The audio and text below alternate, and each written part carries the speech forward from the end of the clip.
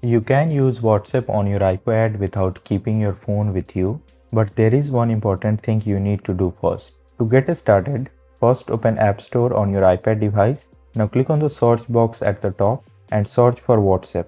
After searching, click on WhatsApp Messenger and install it right now.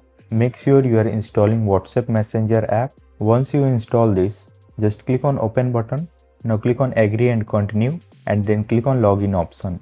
Now WhatsApp will show you a QR code that you can use to link the iPad to your account.